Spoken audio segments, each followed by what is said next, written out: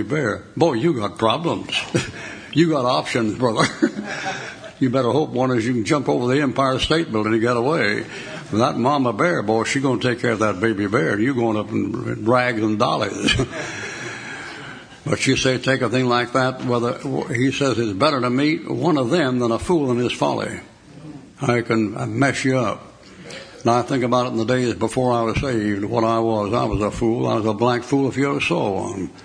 But I was a slick, educated fool. I could fool a lot of fools.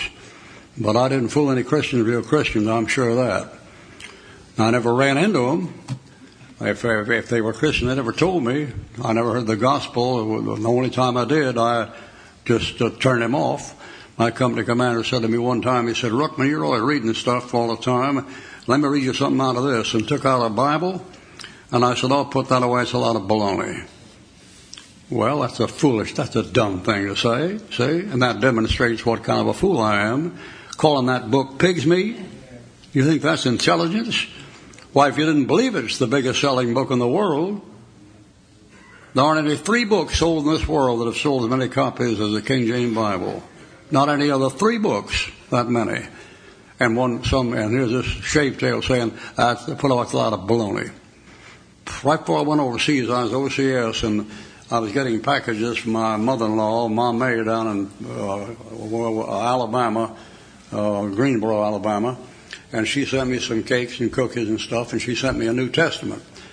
And actually, when a package comes in a barrack, everybody gets to see what's in the package. You got to split with your buddies. So we get to open this stuff and hear these goodies and stuff, and then they see the Bible. So look here, Ruckman's got a Bible. Look at Ruckman's got a Bible. All laughing, And I saw that thing isn't worth a dime. Just took it out and threw it in the wastebasket. It's the New Testament. Had a metal back to it. I never even thought about that. I'm just dumb. Just all I had was a college education, so I didn't have much I could work with. 2 colleges, Kansas State Agricultural College and University of Alabama. Like that. Now, let me just show how stupid that is. After I got saved and got reading on accounts about battle and Christians in battle, I found that in the Civil War and World War I and World War II, some infantrymen had been saved by a New Testament in their pocket. Amen. And they had the thing stuck up here and had this metal plate on it, on the back of it. And the ones that got by got shot right in the heart, and it never got the heart.